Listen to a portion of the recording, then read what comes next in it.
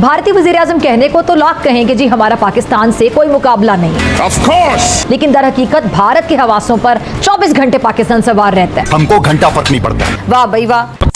भाई साहब, पाकिस्तान में आग लग गई इससे। पाकिस्तान की 25 करोड़ आवाम को ललकारा है। उन्होंने बोला कि पाकिस्तान में इस वक्त दहशतगर्दी है। हाँ भाई हाँ। पाकिस्तान हिंदुस्तान के सीने पर मूंग दलने के लिए कायम दायम है और इंशाअल्लाह ता क़यामत रहेगा। फेंको फेंको अपनी पूरी शक्ति के साथ फेंको। यूथ बाहर आए, निकले, आराम करे, चुपचाप करके रोटी खाए, नहीं तो फिर मेरी गोली तो है ही। अब उनको लग रहा है कि खुल के बोलने से क्या तकलीफ होती है। Now they are realising it. बहुत बढ़िया बोला मोदी जी ने। भाई साहब, आई एम वेरी हैप्पी। दिल को सुकून मिला, ठंडक मिली। और मोदी जी, वेल डन। मोदी कहता है कि पाकिस्तानी यूथ को मुखातिब करके कि रोटी खाओ वरना मेरी गोली तो है ही। अबे भाई, तुम्हारे पास तो S-400 भी था, तुम्हारे पास तो राफेल भी था, तुम्हारे पास तो ड्रोन भी था। अच्छा, जब वो कुछ ना कर पाए तो तुम्हारी गोली क्या करेगी?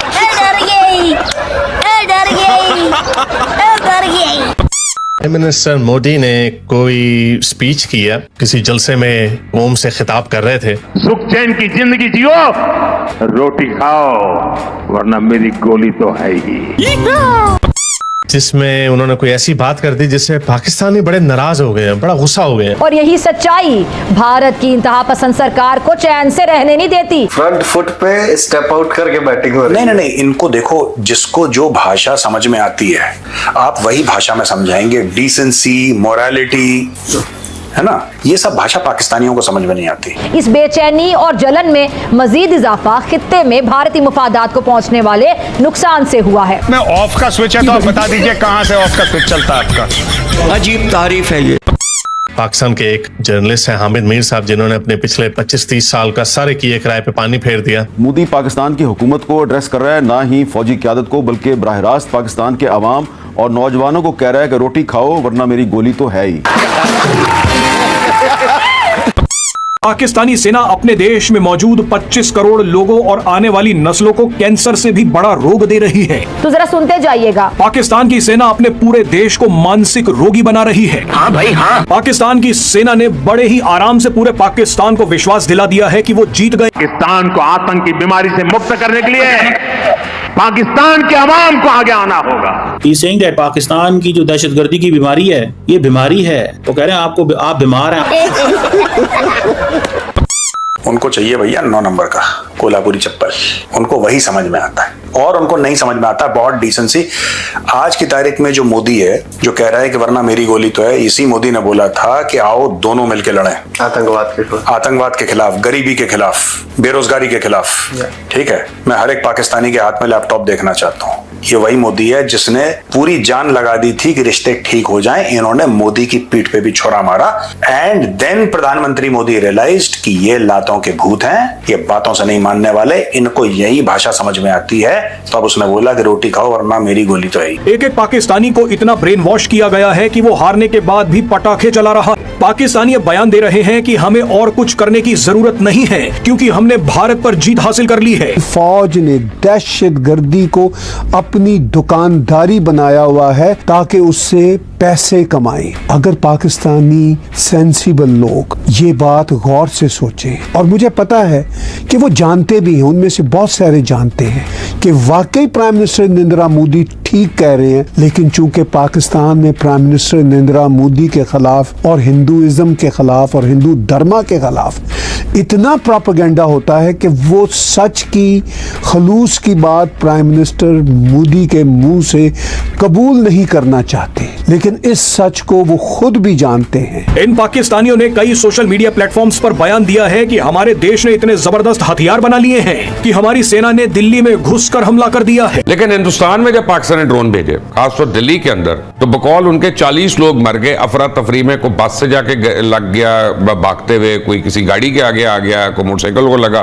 2 बंदों ने बिल्डिंग से कूद ली है नीचे के, यार ये हमें आके फायरिंग करके मारे। ये फर्क है दोनों कौमों। अच्छा, ये सारा इन्होंने हमारे मुल्क के लिए प्लान किया था कि इनकी आवाम पैनिक करेंगे। वो कहते हैं ना, which goes around comes around। आपने हमारे लिए सोचा, और हमारी आवाम जब नूर बेस पे इन्होंने हमला किया तो सबसे पहले झंडे लहराती हुई मेरी जो कौम उठी है उसी वक्त फजर के वक्त पहुंच गए।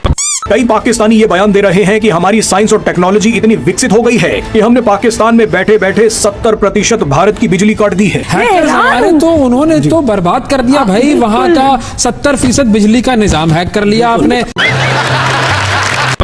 बात रह गई, वो कह रहे हैं कि नौजवान नस्ल, हमारी नौजवान नस्ल अल्हम्दुलिल्लाह इतनी समझदार है, हम जानते हैं कि who is the terrorist, we are not the terrorist, they are the terrorist. ठीक है, India basically wants to be a regional bully. Bharat चाहता है कि पाकिस्तान को वो थप्पड़ मार के चुप करा देगा, तो ऐसा नहीं होगा। अगर उनके पास फौज है तो पाकिस्तान के पास भी इतनी कैपेबिलिटी है, इतनी सलाहियत मौजूद है। अगर तुम पानी बंद करोगे तो हम तुम्हारी सांसें रोक देंगे, तो ये तो हमारी तरफ से एक्ट ऑफ वार के हवाले से बड़ी क्लैरिटी है कि फिर डैम तुम्हारे नहीं बचेंगे। फिर अगर यूं ही मरना मारना है तो कर लो। लेकिन मैं आपको एक बात बता दूं कि हमने ये जो साइबर वॉर थी अब जो हमने शुरू की थी, जिसमें हमने 70% इनके बिजली उड़ा के रख दी थी और इनकी वेबसाइट छुड़ाई थी, तो जहन में रख लें कि हमने इनके 2 डैम थे, जिनमें से एक में हमने पानी चालू कर दिया था और एक का पानी रोक दिया था। ये उनको डिमॉन्स्ट्रेशन हम दिखा चुके हुए हैं और ये मैं पक्की इन्फॉर्मेशन की बुनियाद पे आपको बता रहा हूँ कि उनको ये मैसेजेस जा चुके हुए हैं कि जो कुछ कर रहे हो इससे बहुत बुरा होगा अगर इससे आगे चलोगे। ये जो उनको हमने दिखाई है ना वॉर, कि अपने त्यारे भी वो नज़दीक नहीं ला सके थे, राफेल वगैरह वो 400-400 किलोमीटर दूर उन्होंने रखे हुए थे।